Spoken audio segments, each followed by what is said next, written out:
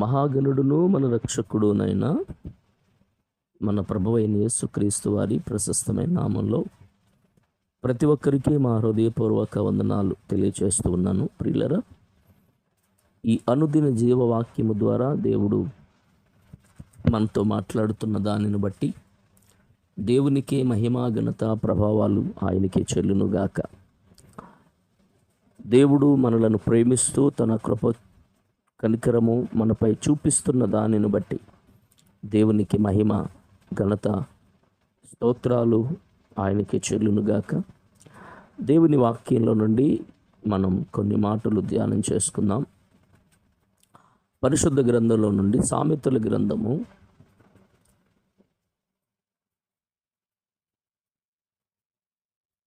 12వ అధ్యాయము 4వ వచనం. సామెతల గ్రంథం 12:4.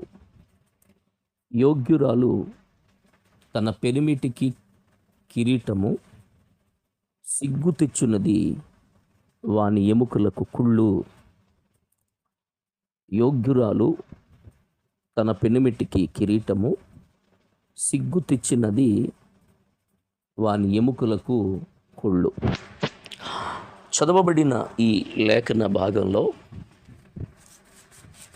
దేవుడు మాట్లాడుతూ అంటున్న మాట ఏంటంటే, యోగ్యురాలు తన పెనిమిటికి కుళ్ళు, యోగ్యురాలు తన పెనిమిటికి కిరీటము. యోగ్యురాలు భార్య యోగ్యురాలై ఉండాలి, యోగ్యమైనటువంటి స్త్రీ అయి ఉండాలి. ప్రియులరా, మనం ఆలోచన చేస్తే గనుక యోగ్యురాలు అయి ఉంటే గనుక ఆమె జీవితం ఆశీర్వాదకరంగా మారుతుంది. సిగ్గు తెచ్చినది తన ఎముకలకు కుళ్ళు. భర్తను గౌరవిస్తూ, భర్తను ప్రేమిస్తూ, భర్త విషయంలో ఒక బాధ్యతను కలిగిన స్త్రీగా నువ్వు ఉండాలని దేవుడు కోరుతున్నాడు.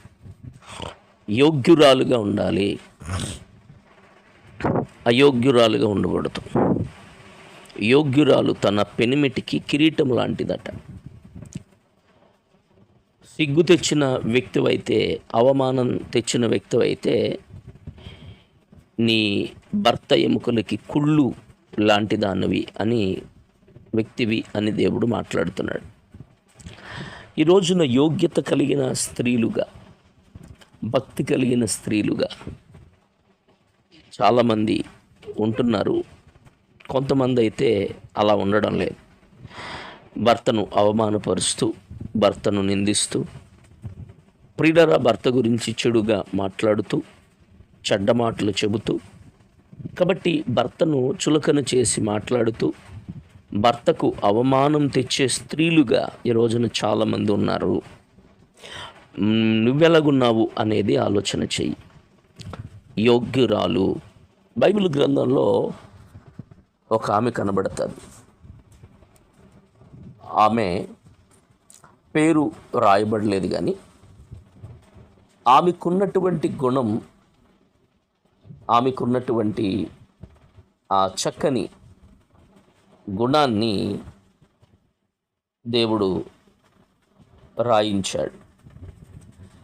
ఇక్కడ మనం ఆలోచన చేస్తే గనుక ఆమె గురించి పేరు రాయలేదు, కానీ రాజుల గ్రంథం 4వ అధ్యాయము 8వ వచనంలో, ఆ దినమందు ఎలీషా షునేము పట్టణమునకు పోగా అచ్చట గనురాలైన ఒక స్త్రీ భోజనమునకు రమ్మని అతన్ని బలవంతము చేసెను గనుక అతడు ఆ మార్గమున వచ్చినప్పుడల్లా ఆమె ఇంట భోజనము చేయుచు వచ్చెను. చదివిన ఈ వాక్య భాగంలో దేవుడు ఏం చెప్తున్నాడు? ఆ వాక్యం ఏమంటుంది అనంటే, ఆమె గనురాలు, ఆమె గనురాలు. పేరు, ఆమె పేరేంటో రాయలేదు, కానీ ఆమెకున్నటువంటి బిరుదు, ఆమెకున్నటువంటి పరిస్థితిని దేవుడు చెబుతున్నాడు ఇక్కడ. ఆమె గనురాలు, గనురాలు అంటే ఘనత కలిగిన స్త్రీ. వాక్యంలో మనం ఆలోచన చేస్తే కనుక చాలామంది జీవితాల్లో ఘనత భర్తలకు ఘనత తెచ్చేవాళ్ళుగా ఉండాలి. కానీ అలా ఉండరు. దేవుడు ఏమంటున్నాడు అంటే, నీవు ఘనత తెచ్చే స్త్రీగా ఉండాలి. ఘనత కలిగిన భర్తకు నీ జీవితంలో ఘనతను తెచ్చే వ్యక్తిగా ఉండాలి తప్ప అవమానపరిచే వ్యక్తిగా ఉండకూడదు. అందుకే 11వ అధ్యాయం సామెతల గ్రంథం 16వ వచనంలో, నెనరుగల స్త్రీ ఘనత నొందును, బలిష్ఠుల ఐశ్వర్యము చేపట్టుదురు.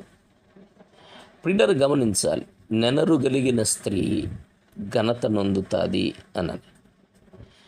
ఈ రోజున యథార్థమైన ప్రవర్తన లేక, యోగ్యత లేని స్త్రీలుగా అవమానకరమైన జీవితాన్ని జీవిస్తూ భయభక్తులు లేని వ్యక్తిగా నువ్వు జీవితంలో బ్రతికితే గనుక భర్తకు అవమానం తెస్తావు. అందుకే దేవుడు ఏమంటాడో తెలుసా? 14వ అధ్యాయం సామెతలు 1వ వచనంలో, జ్ఞానవంతురాలు తన ఇల్లు కట్టును, మూఢురాలు తన చేతులతో తన ఇల్లును ఓడబెరుగుతుంది అని. మనం గమనించాలి, జ్ఞానవంతురాలువేనా, నీ ఇంటిని కట్టుకునే స్త్రీవేనా, లేక ఇంటిని బయటికి పెట్టే స్త్రీవా? ఇంటి గుట్టును బయటకు తెచ్చి రచ్చ చేసేదానా స్త్రీగా ఉన్నావా? ఎలా ఉన్నావు? నీ జీవితం ఎలా ఉంది అనేది ఆలోచన చేయి. యోగ్యురాలు తన భర్తకి, తన పెనిమిటికి కిరీటం ఈ రోజున కిరీటముగా మారావా, లేక సిగ్గు తెచ్చే వ్యక్తిగా మారావా? మనం ఆలోచన చేస్తే గనుక బైబిల్ గ్రంథంలో ఒక స్త్రీ గురించి మాట్లాడుతూ, ఈ సామెతల గ్రంథంలోనే ఆమె గురించి చక్కని మాటలు మాట్లాడతాడు దేవుడు. ఏమని అనంటే, ఆమె పెందల కాడే లేచి తన ఇంటి వారికి బెత్తం ఏర్పాటు చేసి, ఆమె చేతులార పనిచేసి, నిజంగా ఆమెను తన పిల్లలు గనురాలు, తన పిల్లలు ఆమెను అంటారట, ఏమని? అబ్బా ఎంత మంచి తల్లి నాకు అని మాట్లాడతారట. కాబట్టి ఆ జ్ఞానము నీకు కలిగి ఉండాలి. అందుకే 31:10 అంటాడు, గుణవతి అయిన భార్య దొరుకుట అరుదు, అట్టిది ముత్యము కంటే కూడా అమూల్యమైనది అని. చూడండి, ఆమె పెనిమిటి ఆమె యందు నమ్మిక ఉంచును, అతని లాభప్రాప్తికి వెలితి కలగదు. ఆమె తాను బ్రతుకు దినములన్నీ అతనికి మేలు చేయను కానీ కీడేమీ చెయ్యదు. కాబట్టి మేలు, తన బ్రతుకు దినములన్నీ భర్తకు మేలే చేస్తుంది కానీ కీడు చెయ్యదు. నువ్వు ఎలా ఉన్నావు? నీ జీవితం నీ భర్తకు మేలు చేసే వ్యక్తిగా ఉన్నావా, కీడు చేసే వ్యక్తిగా ఉన్నావా? ఆలోచన చేయవాలి. అందుకే ఆమె 15వ వచనంలో, ఆమె చీకటితోనే లేచి తన ఇంటి వారికి భోజనము సిద్ధపరచును, తన పనికెత్తలకు బత్తము సిద్ధపరచును. కాబట్టి నీ జీవితంలో యోగ్యురాలుగా ఉంటే గనుక దీవించబడతావు, యోగ్యురాలుగా ఉంటే ఆశీర్వదించబడతావు. దేవుడు నీ ప్రతి పరిస్థితిని ఆయన చూస్తాడు. కాబట్టి చూడండి, 20వ వచనం 31-20లో, దీనులకు తన చెయ్యి చాపును, దరిద్రులకు తన చేతులు చాపును, తన ఇంటి వారికి చలి తగులునని భయపడదు. ఆమె ఇంటి వారందరూ రక్తవర్ణ వస్త్రములు ధరించిన వారు, ఆమె పరుపులను సిద్ధపరుచుకును, ఆమె బట్టలు సన్నని నారబట్టలు, రక్తవర్ణపు వస్త్రాలు. ఇవన్నీ చూస్తే కనుక చక్కని మాటలు. చూడండి, ఆమెని గురించి తన పిల్లలు ఏమంటారట, ఆమె కుమారులు లేచి ఆమెను ధన్యురాలందురు. చాలామంది కుమార్తెలు ప్రతి ఒక్క ధర్మము అనుసరించి ఉన్నారు, కానీ వారందరినీ నీవు మించిన దానవు అని ఆమె పెనిమిటి ఆమెను పొగుడుతాడట. అందరూ చాలా ప్రతివేతలు చాలామంది ఉన్నారు, కానీ అందరికంటే నువ్వు యోగ్యమైన దానివి, అందరికంటే నువ్వు చాలా ఉన్నతమైన దానివి అని మాట్లాడతాడు. కాబట్టి నువ్వు యోగ్యురాలువేనా? ఆలోచన చేయి. భర్తకు మేలు చేసే వ్యక్తివా, భర్తకు కిరీటముగా ఉన్న వ్యక్తివా, లేక సిగ్గు తెచ్చే వ్యక్తిగా ఉన్నావా ఆలోచన చేయి. కాబట్టి ఒకసారి పరీక్ష చేసుకోమని దేవుని పేరట నేను మనవి చేస్తున్నాను. ప్రార్థన చేసుకుందాం. మహిమ కలిగిన తండ్రి, కృపాసత్య సంపూర్ణుడ, వందనాలు. విన్న వాక్యాన్ని బట్టి బిడ్డల జీవితాల్లో కృపా కాపుదల ఆశీర్వాదము దయచేయమని, దేవా కిరీటాలుగా బిడ్డలను ఉంచమని యేసు నామములో ప్రార్థించి వేడుతున్నాం తండ్రి. ఆమేన్.